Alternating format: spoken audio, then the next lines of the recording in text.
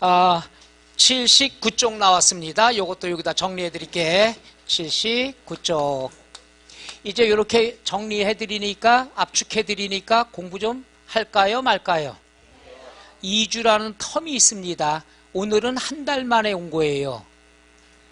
그러니 2주 만에 와도 일주일에 한 번씩 봐도 안 되는데, 2주에도 안 되는데, 한 달 왔으니까 과거는 다 없어지고 오늘 개강한 거예요. 저 오늘 처음 본 거고. 그죠? 대신에 해보니까 좀 할만하지 않아요? 두고 봐야 되겠다고요? 이런 식으로 해나가면, 아유, 세법 이거, 이거. 그죠? 세금은 단순합니다. 그렇기 때문에 출제되는 것도 지문이 뻔하고 나올 게, 아까처럼 그 미친 사업자의 양심선언, 이런 것만 진짜 왜 나왔는지 모르겠지만은, 이제 더 이상 그렇게는 안 나올 겁니다. 실무에 맞춰서 내야 되는데, 낼 게 없거든요. 진짜 낼 게 없으니까 한번 해볼게요. 자, 79쪽에 보면 이제 우선권이 나오는데, 우선권에 관한 거는요, 우선권. 첫째는 뭐가 있느냐 그러면은, 국세와 지방세는 항상 동급이다. 요거 알아두시면 되죠. 상식 간단하게만 보면 돼요. 국세니까 지방세보다 우선한다, 이게 아닙니다. 국세나 지방세는 평등합니다.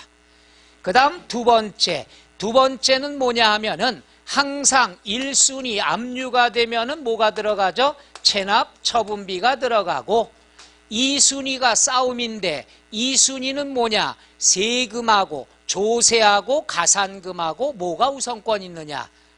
자, 옛날에는 가산금이 조세보다 우선했습니다. 이게 몇 년 전에 개정이 됐죠. 한 8년, 9년 됐네요. 그래서 지금은 국세나 지방세가 무엇보다 우선한다? 가산금보다 우선한다. 요거. 옛날엔 가산금이 여기 있어요. 국세가 6이었다가 개정되면서 바뀌었다는 것. 그 다음에 담보가 있고 조세가 압류 채권이 있습니다. 항상 담보보다 압류가 우선권이 있다는 것. 해서 압류 채권이 우선권이 있고요. 그 다음 담보 채권이고요. 그 다음 교부 청구가 된 것. 그러니까 담보와 압류에 대해서는 뭐가 우선권이 있다? 압류된 것. 그 다음 가산금하고 조세하고 뭐가 우선권이 있다? 조세가 우선권이 있다는 것. 끝이에요. 이거는 그냥 간단히만 보면 되는 거예요. 이건 뭐 필요도 없어, 상식. 그 다음에 뭐가 있느냐 그러면, 담보 설정된 채권 일자와 설정 일자와, 상식이에요. 채권 설정 일자가 있습니다. 저당권 설정 일자가 조세 법정기일보다 빠르면은 뭐가 우선권이 있죠? 담보 설정이 우선권이 있는 거죠. 그래서 여러분들이 전세 들어가면 확정일자 받는 게 그거죠. 따라서 우리가 알아둬야 될 건 두 가지입니다. 조세의 법정 기일이 빠르냐, 담보 설정 일자가 빠르냐, 이것만 알면 끝나게 되는 거예요. 이건 뭐 더 이상 공부할 게 없습니다. 그러면 여기에 관한 것 이어서 해볼게요. 조세 법정 기일이 빠르냐, 담보 설정 일자가 빠르냐. 자, 준비됐나요? 그러면 조세 법정 일자가 세금이 담보 채권보다 더 우선권이 있을 때, 그러니까 채권 설정 일자가 늦을 때, 이럴 때 7가지의 순인데요. 쓸 준비되어 있나요? 안 써도 된다는 얘기예요. 이따가 프린트해서 드릴게. 인쇄물 줄게요. 쓰지 말아요. 꼭. 왜 우세요? 자, 1순위가 있습니다. 1순위다 그랬으면은 항상 뭐가 됩니까? 체납 처분비. 항상 1순위라고 그랬죠. 해보자. 체납 처분비. 2순위가 뭐가 있느냐 그러면, 2순위는 우리가 상가 건물을 압류했다. 그러면 세입자들 보호해야 되겠죠. 따라서 소액 임차 보증금을 우리가 해야 되겠죠. 보호해줘야죠. 상가 건물 지역에 따라 금액에 따라 차이가 있습니다. 금액은 몰라도 되고요. 그 다음에 뭐냐, 회사가 망했습니다. 세금 체납 때문에 회사 본사 건물 또는 공장 건물이 압류가 됐습니다. 그러면 회사 재산이 압류 매각이 들어가면은 종업원의 체납 임금도 구제해 줘야 될 거 아니에요. 따라서 소액 임금 채권을 보호해 주는데 상가 건물이면 세입자를 보호해 주는 거고요. 회사 건물이다 그랬으면은 종업원의 임금 채권을 보호해. 요 동급이에요. 다만 임금 채권은 다 보호를 못 받습니다. 우선순위는 최종 3개월분에 대해서만 보호를 받게 되는 거죠. 상가 건물이면 보증금, 그 다음에 회사 건물이면 종업원 임금 체납된 거. 그 다음에 3순위, 요거에 3순위. 3순위가 중요한 거죠, 요거. 3순위는 뭐냐 하면은 항상 우선하는 설정일자와 관계없이 항상 우선하는 조세가 있습니다. 항상 우선하는 조세. 그냥 편하게 쓸게요. 항상, 이따가 수정해 줄 거예요. 우선하는 조세. 먼저 이렇게 해보자. 요게 바로 시험에 좀 이따 더 나올 겁니다. 해보죠. 항상 우선하는 조세. 얘는 항상이에요. 항상. 담보 설정 일자와 관계없어요. 얘는 무조건. 그러니까 3순위까지는 고정이란 얘기예요. 그럼 이제 4순위부터는 어떻게 하느냐. 4순위부터는 어느 게 빠르냐 이거죠. 세금이 빠르죠. 그러면 여기는 일반 조세가 빠르다는 얘기죠. 국세 지방세. 그 다음에 뭐가 나와요? 담보 설정이 나오겠죠. 그러면 5순위가 뭐가 있느냐 그러면 피담보 채권. 왜냐하면 담보 설정 일자가 늦으니까 얘가 우선권이 있겠죠. 그 다음에 이거예요. 6순위하고 5순위하고 6순위는 같은 집에 살아요. 얘는 순서가 묶여 있어요. 바뀌지가 않아요. 요건 뭐냐? 아까 임금 채권 3개월분 보호받았죠? 나머지 거. 근데 여기까지 가질 않죠. 여기서 다 없어지죠. 그래서 소액 임금 채권, 일반 임금 채권, 그냥 일반 임금 채권. 요건 3개월분을 어떻게 한다? 제외한다. 그죠? 얘는 한 묶음이에요. 한 묶음. 그 다음에 마지막 7순위는 뭐가 되느냐? 뭐가 될까요? 기타 채권, 공과금 이런 것들이 들어가야 되겠죠. 이거예요. 뭐 외우고 자시고 할 것도 없어요. 1, 2, 3순위는 항상 요거고 나머지는 요거와 요것만 바꾸면 되는 거예요. 오케이? 노노노. 요번엔 뭐야? 법정 일자보다 담보 일자가 빨라요. 저당권 설정 일자가 빨라요. 그럼 뭐만 바꾸면 돼? 요것만 바꾸면 되는 거예요.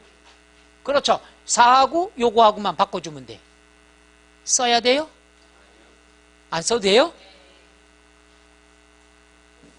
웬일이 돼? 날 위해 주는 거예요? 여러분이 쓰기 싫어서 그런 거죠? 이따 프린트 나가니까. 1순위, 2순위, 3순위. 4순위가 뭐가 되죠? 요 놈이 되고 5순위가 6순위가 요게 되는 거죠. 요게 4, 5, 6이 되는 거죠. 이따 프린트 해줄게. 그죠? 그 다음에 7순위는 요거. 그러니까 요거는 공부할 게 없어요. 오케이? 그러나 나올 가능성은 항상 있으니까. 그럼 이제 중요한 게, 그럼 항상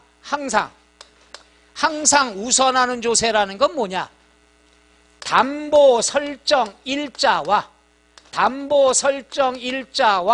관계없이 항상 우선하는 조세.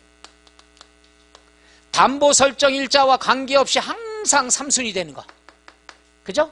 그러면 담보 일자와 관계없이 항상 우선하는 조세라는 건 꼭 지문이 이렇게 나와요. 이도 아니고 저도 아니고 항상 뭐라고 나오냐? 그 재산에 대하여 부과하는, 그렇죠. 부과하는 국세 지방세 이렇게 나오죠. 그 재산에 대하여 부과되는 국세 지방세는 담보 설정 일자와 관계가 있다 없다? 없다. 항상 우선해요. 얘보다 저당권 설정이 빠르다 하더라도 얘가 이기는 거예요. 무조건 항상이 중요한 거니까. 그러면 그 재산에 대하여 부과되는 국세 지방세는 어떤 것이 있느냐? 이게 시험 문제죠. 근데 이건 외워야 돼요? 아니, 왜 이렇게 들이대는데? 외워야죠. 재산에 관계된 거면 사투리 나왔어요? 요거죠. 재산이 포인트. 재산에 관련된 세금이다 그러면 뻔하잖아요. 매년 내는 거. 세 개 아까 똑같은 게 있었죠. 뭐가 있습니까? 재산세, 종부세, 지역자원, 시설세. 요거죠. 세 개. 오케이? 그 다음 재산세 쫓아다니는 게 뭐가 있죠? 지방교육세. 이거 말고 상속세 있습니다만은 우리가 배워야 될 것은 요 정도만 아시면 되겠죠. 그 재산에 대하여 관련된 세금은 항상 1년에 한 번씩 걷는 것들이죠. 이거보다 담보 설정일자가 빠르다 하더라도 인정된다 안 된다? 안 된다. 요거예요. 요게 시험 문제죠. 자, 뭐뭐 있다고 그랬죠? 재산세, 종부세, 지역자원시설세, 지방교육세. 또 있다면 자동차세, 상속세 있습니다만은 자동차나 공인중개사나 관계가 있어요? 없어요? 없으니까 필요 없다는 얘기죠. 그래서 4개만 알아두시면 됩니다. 끝. 요건 밑줄 쳐드릴게요. 79쪽의 우선권 중에서 2번 지방세 우선징수에 박스가 있죠. 가산금이 빨라요? 세금이 빨라요? 세금이 우선권이 있다는 얘기죠. 그 다음에 2번 뒤로 넘어가면 80쪽에 담보 우선준위. 담보가 빨라요? 이거 저거 틀렸네. 거꾸로 됐네. 그죠? 담보가 빨라요? 압류가 빨라요? 담보가 빠르다는 얘기죠. 이거 바뀌었죠? 이거 누가 쓴 거예요, 이거? 어떤 아저씨가 썼어요? 왜 이래요, 아줌마? 담보가 우선권이 있다는 거. 착각을 했어요. 그 정도, 이거 가볍게만 보시면 되고요. 그 다음에 용어 자체만 보시면은요, 1번 직접경비 우선인데 1번에 공익비용이 있고 2번 체납처분비가 있습니다. 이게 다 1순위거든요. 근데 체납처분비하고 공익비용하고 차이점이 뭐냐 이거죠. 차이점 뭐냐? 비슷한 개념인데요. 압류를 했습니다. 압류를 했는데 세금이 체납돼서 압류가 되면 체납처분비라는 용어를 쓰고요. 세금 때문에 압류가 된 게 아니라 어떠한 채무를 갚지 못해서 은행에 빚을 대출받은 걸 못 갚아서 넘어가면은 공익비용이라는 용어를 쓰는 거예요. 두 가지가 같은 개념이죠. 경매공매 들어갔어요. 뺏겼어요, 건물을. 그 건물을 왜 뺏겼느냐? 세금 때문에 뺏겼다. 그럼 체납처분비가 되는 거고, 은행에 대출금 못 받아서 뺏겼다. 그럼 뭐가 돼요? 공익비용이라는 용어를 쓴다는 거. 같은 개념이죠. 오케이? 그 다음에 81쪽에 3번 바로 왕별 표시하세요. 그놈을 강조한 거죠. 담보 설정 일자와 관계없이 세금이 우선한다. 거기 있죠. 그 재산에 부과된 국세지방세는 설정 일자와 관계없이 우선한다. 즉 법정기일 이전에 저당권을 설정한 경우라도 국세지방세가 우선한다. 말 이해 가나요? 단 이 경우에 그 재산의 밑줄, 그 재산에 부과된 국세지방세라는 건 다음 말한다. 1번 지방세 중에서 밑줄 재산세, 지역자원시설세, 지방교육세, 자동차세, 국세 중에선 종부세, 상속증여세가 있지만 상속증여세, 자동차세는 큰 의미가 없다는 얘기죠. 알아두면 땡큐고. 그렇다고 해서 그걸 X 치지 말아요. 성격들이 왜 이렇게 급해요? 그 말뜻 이해 가나요? 이게 단골 메뉴입니다. 나오면 얘가 나올 거예요. 그 다음 뒤로 넘어가서 82쪽 맨 위가 내가 프린트 해드린다는 게 벌써 거기 붙여 있네요. 프린트 하나 드렸죠? 그거예요, 그거. 그거 동그라미 쳐서 그것만 왜 웃어? 성의 있게 프린트 해줬구만. 그래서 그 내용은 설정일자 요것만 가지고 두 가지로 나눠준 거란 얘기죠. 거기에 3순위는 항상 뭐라고 그랬죠? 그것만 밑줄 쳐볼까요? 그 재산에 부과된 조세 및 가산금. 그 재산에 부과된 거. 그 다음에 5순위, 6순위. 왼쪽에 있는 5순위, 6순위. 얘는 동그라미. 한 몸뚱아리죠. 오른쪽에는 뭐하모? 4순위, 5순위가 한 몸뚱아리고. 이해 가나요? 에? 왜 이렇게 불안하지? 그것만 알아두시면 더 이상 공부하실 필요가 없습니다. 요거예요. 딱 1, 2, 3. 오케이? 시험에 나오면 얘가 나오겠죠. 얘도 가끔 나오는 거. 지문, 얘는 지문을 내기 때문에 얘보단 얘가 나올 확률이 크다는 얘기죠. 그러한 것들이 84쪽부터 7개가 나와 있습니다. 7문제뿐이 안 나왔죠? 여태까지 29번 시험 봤습니다. 15회 때 추가 시험 있으니까 29번 중에서 7개 정도 나왔다니까 많이 안 나온 거죠. 그죠? 불안해. 그 다음 마지막, 오늘 마지막 89쪽 구제제도 나와 있습니다. 구제제도다 그랬으면 두 가지를 배웁니다. 구제제도하고 서류송달 두 가지를 배우는데 구제제도는 원래 공인중개사의 역할이 아니죠. 누가 해줍니까? 세무사가 해주는 거예요. 구제라는 건 뭡니까? 정부에서 부과가 됐는데 이 금액을 내가 승복을 못한다는 얘기죠. 승복을 못하면 떼를 써야 되는데 누구한테 떼를 써야 되느냐? 이게 불복 절차 또는 구제제도 이러죠. 그래서 세무사 사무실 가면 썬팅에 그렇게 돼 있죠. 불복 청구 이런 게 들어가 있습니다. 그걸 요거예요. 요거 알아두면은 여러분들이 뭐예요? 도움이 많이 되죠. 그래서 이거는 공인중개사 업무가 아니라서 출제가 잘 안 됐었는데 이제 낼 게 없으니까 이런 걸 낼 수밖에 없고요. 요 우선권 이전의 거는 조세총론에서 나올 수도 있고 취득세 등록면허세 나올 수 있지만 얘들은 조세총론 아니면 나올 데가 없으니까 그러니까 알아두셔야 되겠죠. 요거는 요거 자, 세 가지를 갖다 했는데 세 가지에 대한 것을 한번 보도록 할게요. 첫째는 지방세. 하나를 설명드리면 두 개는 똑같습니다. 세 개 배울 건데 절차가 똑같습니다. 지방세 중에서 시군세가 있습니다. 다시 말하면 시장 군수가 부과하는 거예요. 그럼 시장 군수가 부과한다. 그러면 어떤 게 있느냐? 첫째, 불복 청구인이라고 있습니다. 승복을 못해서 내가 이의 신청하는 거예요. 요건 두 가지가 있습니다. 해보죠. 이의 신청. 두 가지 경우가 있는데 하나는 이의 신청을 하는 방법이 있어요. 이의 신청이라고 하면은 나한테 고지서 보낸 사람한테 따지는 거예요. 시군세니까 누가 보낸 거예요? 시장 군수가 보낸 거니까 얘한테 따지는 거예요. 야, 너 왜 이 고지서 보냈어? 하고 시장과 군수에게 따집니다. 그런데 이 관에서는 자기 잘못을 인정하지 않아요. 그렇죠? 관은 관상대하면 항상 고집 더럽게 세요.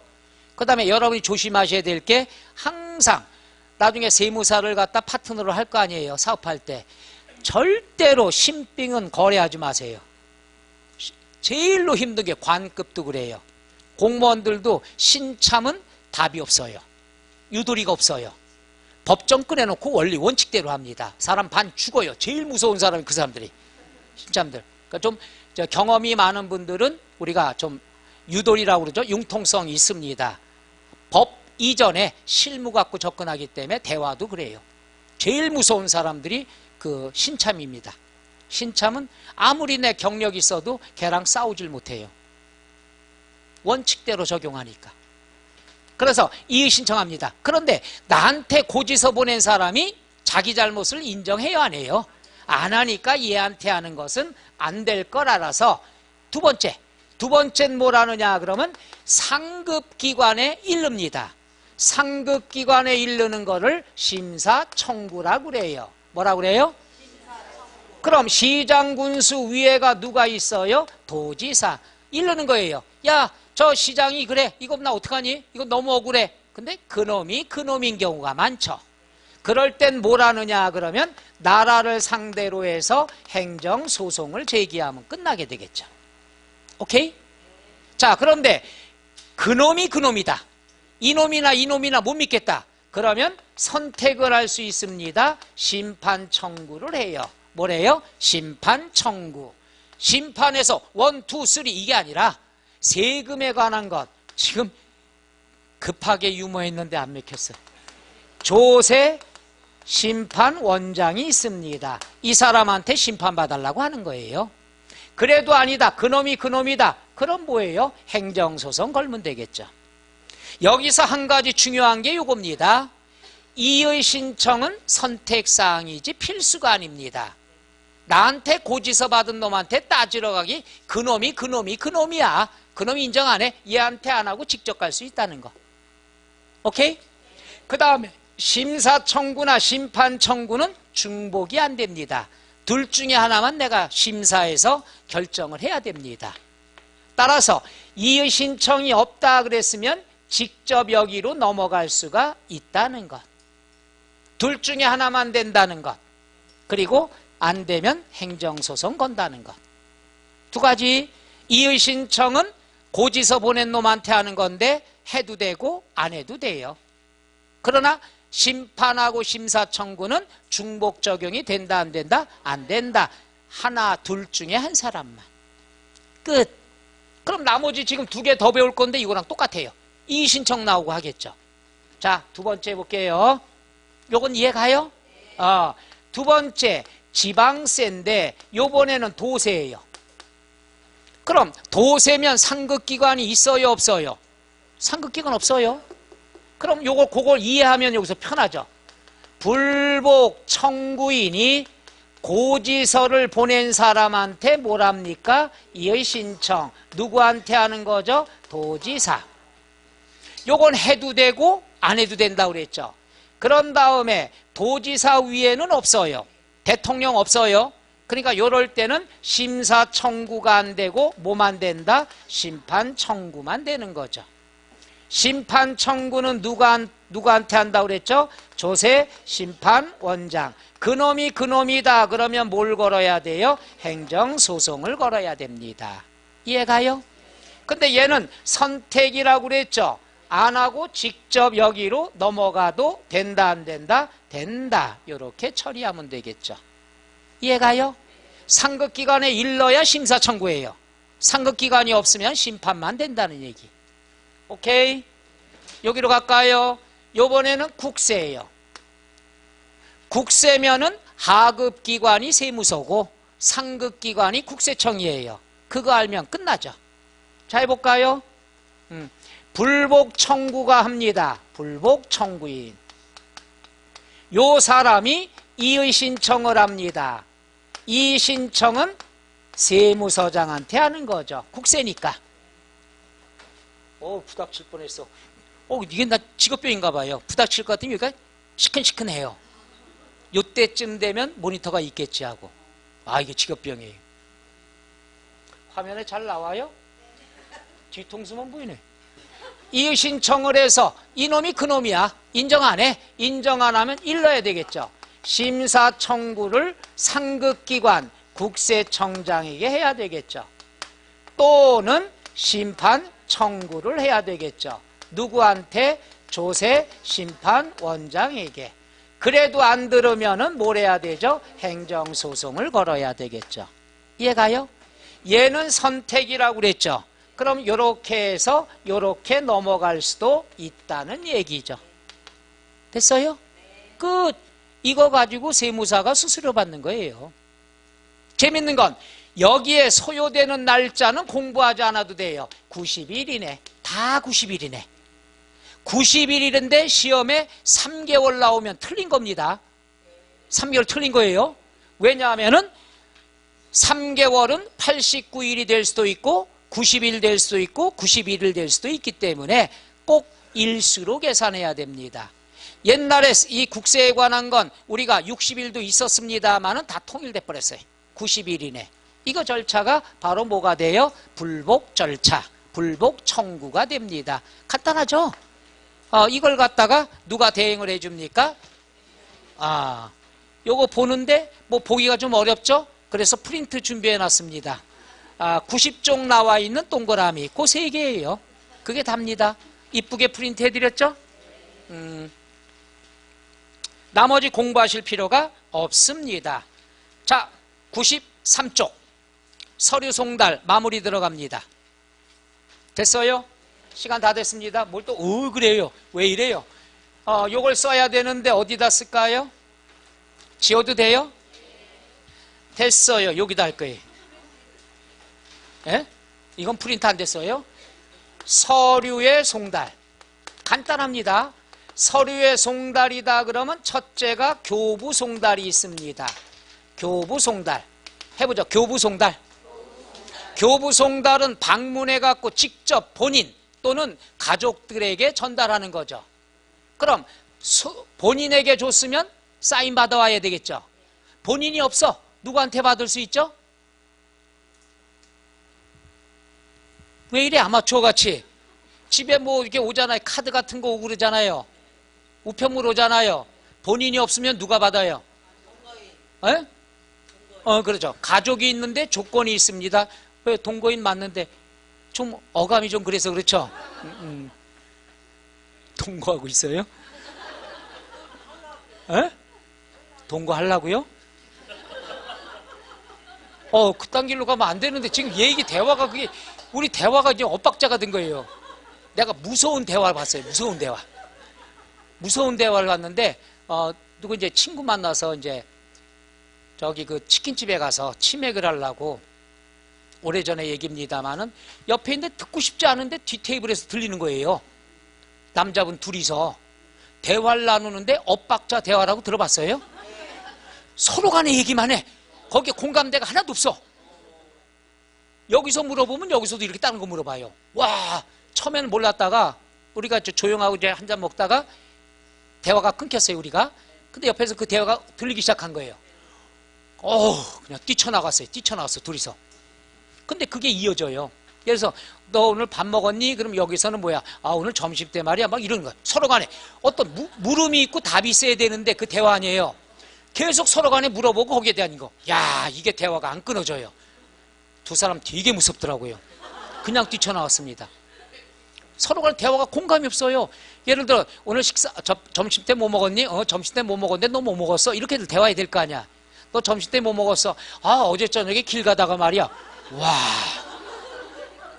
근데 그걸 갖다 웃으면서 얘기하는 게 아니라 정색을 하고 얘기하는 거 보니까 두 분의 관계가 나는 의심스러워 죽겠어.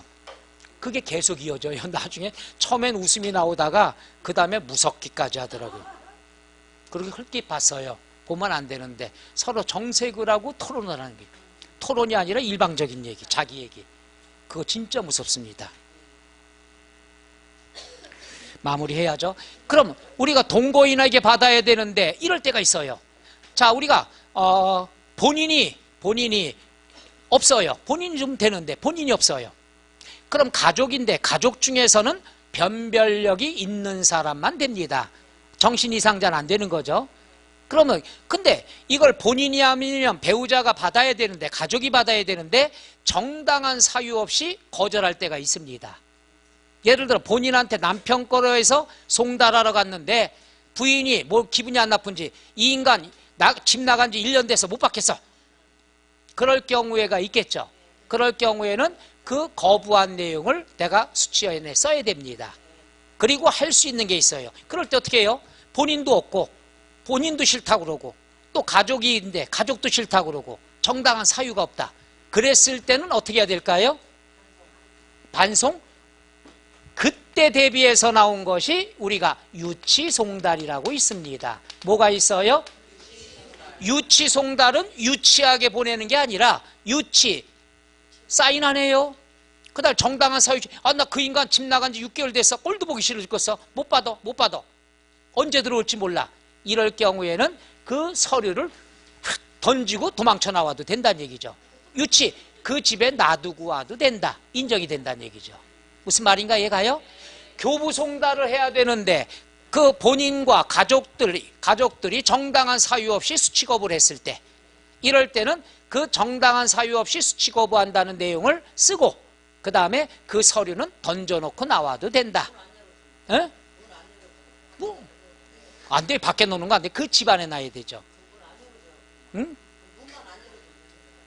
나랑 왜 대화를 나한테 왜 그러는데? 그걸 무슨 송달이라고 그래요? 유치송달이라고 얘기합니다. 그 다음에 우편송달이 있죠. 우편으로 보내야 되겠죠. 그 다음에 뭡니까? 전자송달. 전자송달은 뭡니까? 이메일 주소로. 사서함으로 보내주는데 우편 송달했는데 자꾸 반송이 돼. 그 다음에 방문을 했더니 그 사람이 없어요. 그 다음에 전자송달 메일로 보냈는데 실패했다고 자꾸 와요. 반송이. 이럴 경우에 할 수 있는 게 공시송달이 됩니다. 무슨 송달? 만약에 송달이 시험 문제 나오면 얘는 틀림없이 나오는 거죠. 공시송달은 어떨 때냐 그러면 교부 방문을 갖다가 2회 이상 방문을 했어요. 2회 이상 공무원이 세무공무원이 방문을 했는데 그 사람이 없어요. 그 다음에 두 번째 우편으로 보냈는데 반송이 자꾸 돼요. 오케이? 그 다음에 외국에 있어요. 외국에 있어가지고 송달할 수가 없어요. 근데 이메일 외국에 있는 건 알겠는데 이메일로 보내니까 자꾸 반송이 돼요. 이럴 경우에 할 수 있는 게 공시송달이 되죠. 공시송달이라는 것은 그 서류를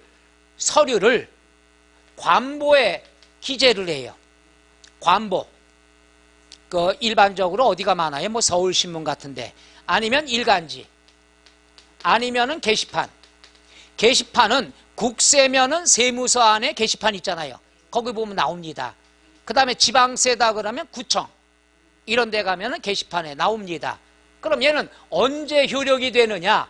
공고일로부터 14일이 경과되면은 경과되는 날 효력이 인정이 된다. 발생이 된다. 공고일로부터 며칠이라는 거? 14일이라는 거. 이걸 무슨 송달이라고 그러죠? 공시송달. 방문을 2회 이상 했는데 본인은 없어요. 그 다음에 우편송달, 전자송달 했는데 자꾸 반송이 돼요. 그럼 전달할 수가 없잖아요.